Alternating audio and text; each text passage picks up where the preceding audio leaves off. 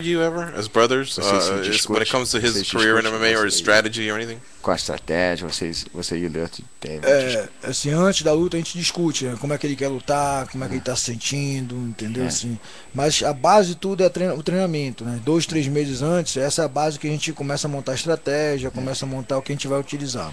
Yeah, for like 2 or 3 months before, but yeah, we have a little bit of disagreements and arguments sometimes about the strategies and stuff. But at the end of the day, we always come together. But it's not something that happens in one day. It's a process that we build for 2 to 3 months before every fight. Okay. And my last question is, who are some of his favorite fighters aside from his brother? Qual são dos teus lutadores favoritos fora sendo teu irmão? Anderson Silva, Minotauro também. All right, let's go outside of Black House with no favorites here.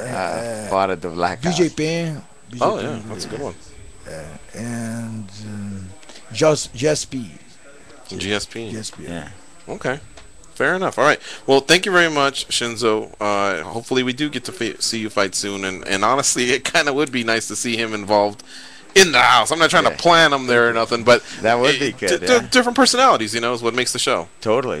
He if they ever did one in Brazil, I think it would be great. He'd definitely be, I think, a great candidate. Oh, yeah, definitely. Thank All right. you. Well, Ed, again, actually, hold on. Let me squeeze in this last question. This sounds more of a career-oriented question that I want to throw some love to one of our chatters. He says, great show, George. Can you please tell them both that I admire them in the sport and Lyoto's dad, of course. Can Ed provide some insight how this gentleman, MMA Maxim, can find a mentor to rep more fighters as a lawyer and MMA fan / practitioner since the 90s? He knows that you used to promote clubs and bands. So who did I use as a mentor? I didn't understand the question. Yeah, maybe who could help him, I guess, find his way into the sport of MMA, being that he's an attorney. You know what? I think the best thing that he can do is like what I've always told people is to just network and try to make as many connections as you possibly can, because I think being a manager, you have to, being a lawyer, you have a huge asset on your hands that you already know what to look for legally and all that, and you could probably look through contract. We actually have lawyers that look through all of that for us. But I think the important part is going out there and networking and making connections. And your job as a manager is to bring opportunities, I think, to your fighters and try to negotiate the best deals. And I think it's just out there networking, and that's one of the things that, from being a nightclub promoter and managing bands, it's similar transition. I mean, managing a band or managing a fighter, it's fairly similar. It's about putting asses in seats, whether you're selling records or whether you're selling pay-per-views. It's a similar equation with just slightly different variables, but it's relatively the same thing. You know what club I want to promote? What? Help Discoteca.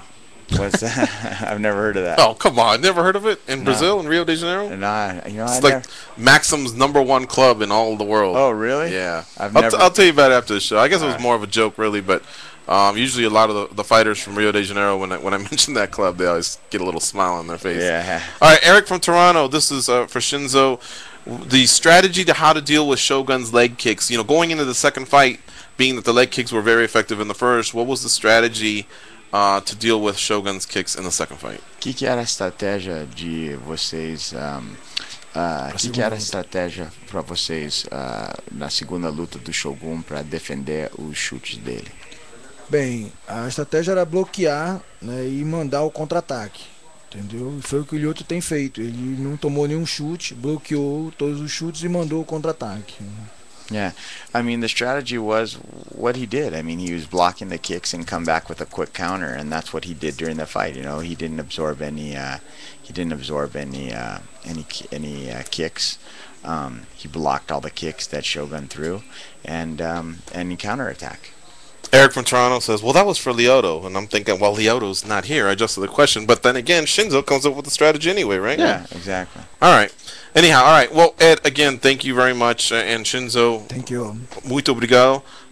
This goes for the whole team, for you guys to get up early. I've been to Brazil, man. Nobody wakes up early. So I know this was a sacrifice. But props to you guys, and thanking the calls, taking the questions, the chatters, Really means a lot. And Ed, again, if Shinzo wants to give a shout out to the fans or yourself, any closing statements, go right ahead, guys. The stage is yours.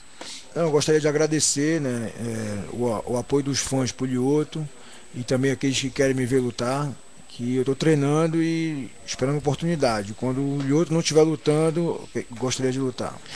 He says, he'd like to thank all the fans for, all the support that you guys give his brother, and also thank the fans for those who really want to watch him fight. He's looking forward to it, and whenever Lyoto's not fighting and he has an opportunity to fight, he's definitely looking forward to getting back in the ring for everybody.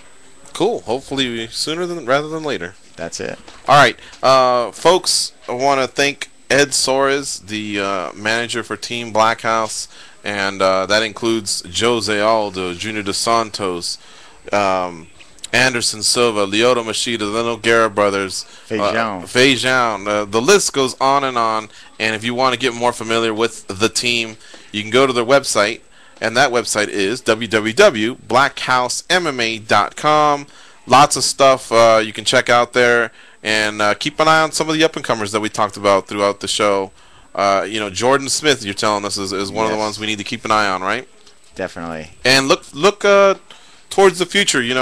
It would be nice. I think now is the time to see Nogueira, Big Nog, and Mir get down, and the winner kind of vaults himself back into that whole mix. Because right now it's like, okay, Kane and Roy, they're gonna fight the winner of. I'm sorry, JDS and Roy, they're gonna fight the winner of.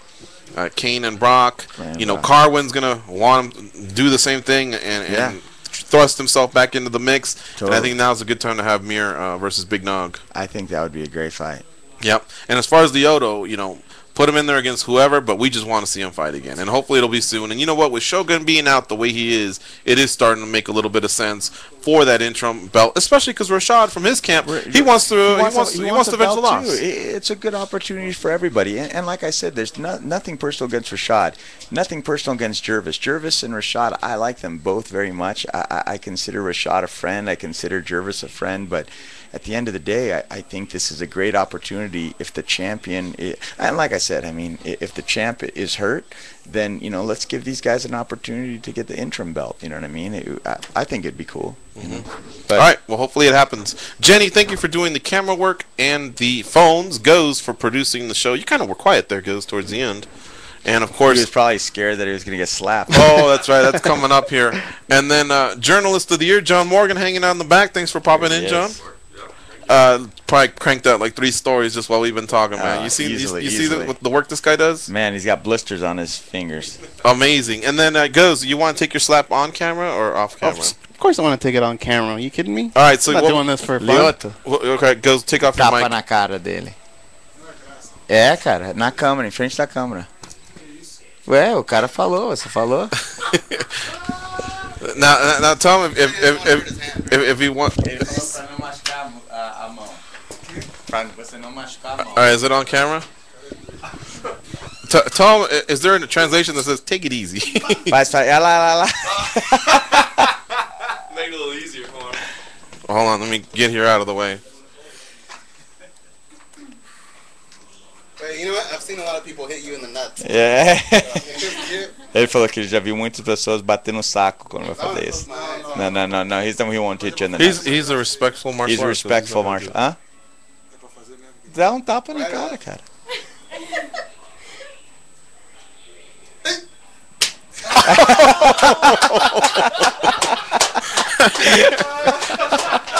That's awesome.